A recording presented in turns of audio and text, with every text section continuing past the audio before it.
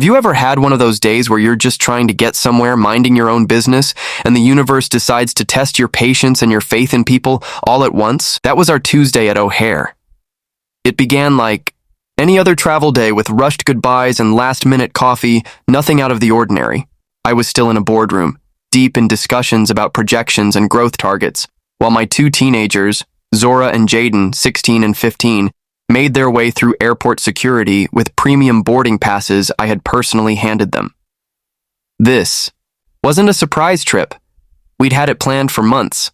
I was the keynote speaker at the National Tech Summit in Chicago, and they were attending youth workshops. I told them, "Go ahead, I'll catch up soon."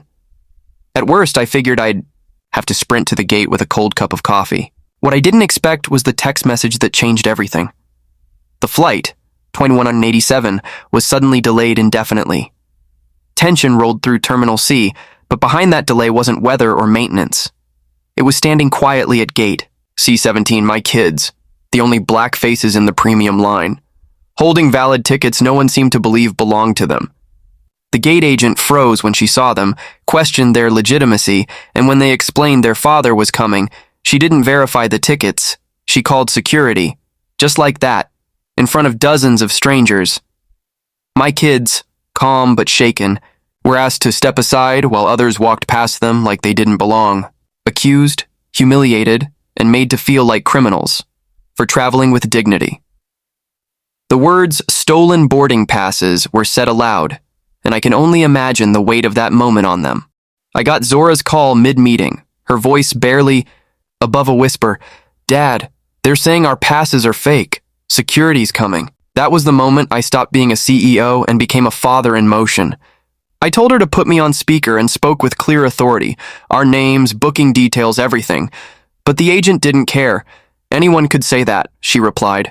I was already sprinting through the terminal, and as I moved, I learned I wasn't the only one who felt the wrongness in the air.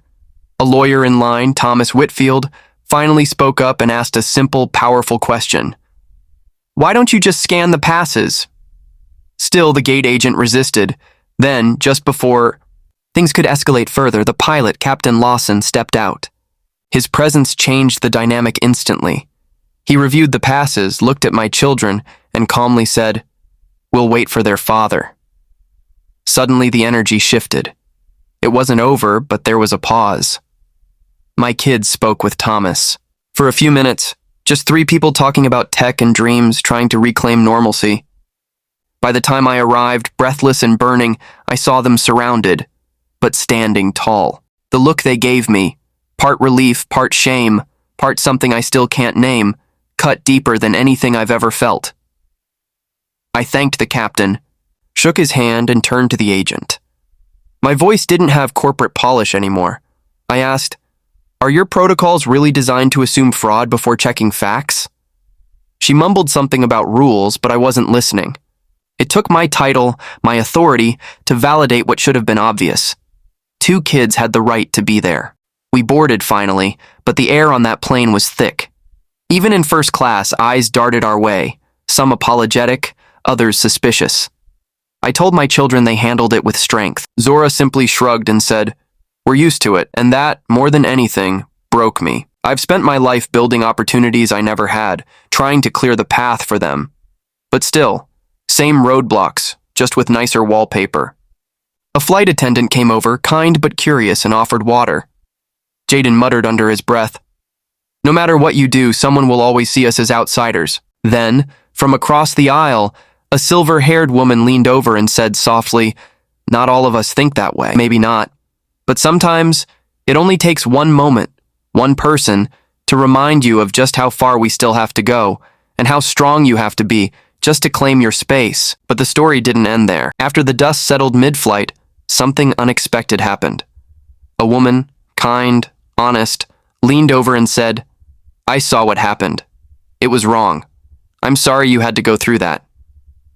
I appreciated it truly, but it's a tune we've heard too many times. Still, kindness has its place, even when it can't fix everything. Later, Captain Lawson invited me to the cockpit. He didn't just apologize, he was furious on our behalf.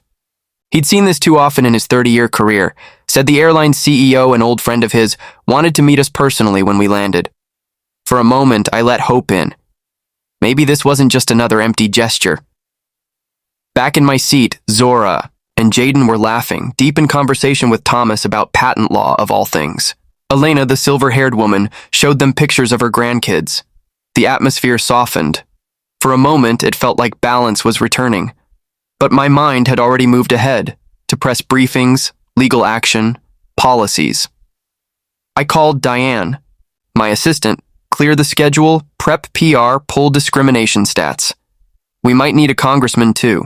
When we landed, the captain made a special announcement asking my family to stay seated. Every eye in that cabin turned to us. At the gate stood William Hardrove, the CEO, flanked by his team.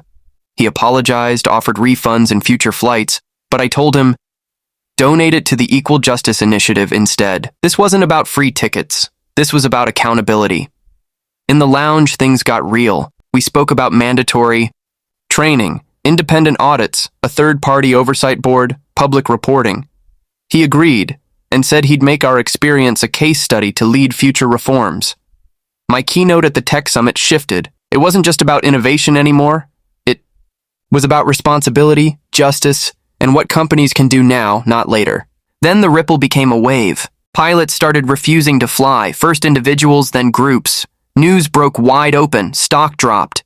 The media flooded in. Hardrove asked me to join a new accountability task force as an external advisor. My kids, proud but cautious, said I should do it.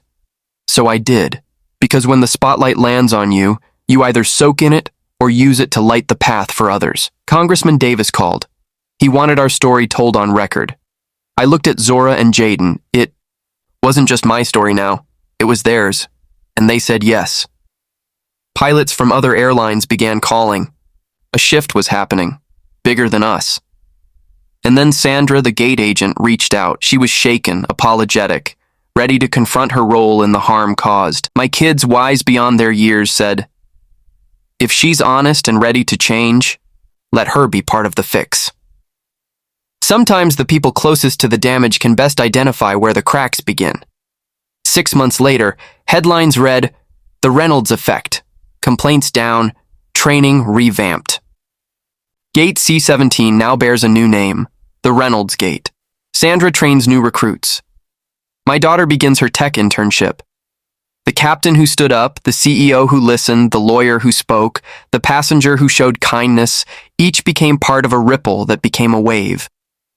And if you're wondering how it all ended, well, it didn't.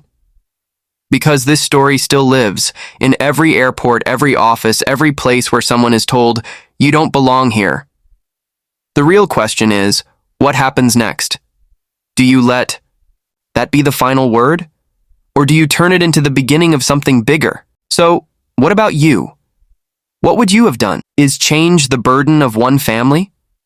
Or does it belong to all of us? Share your thoughts below.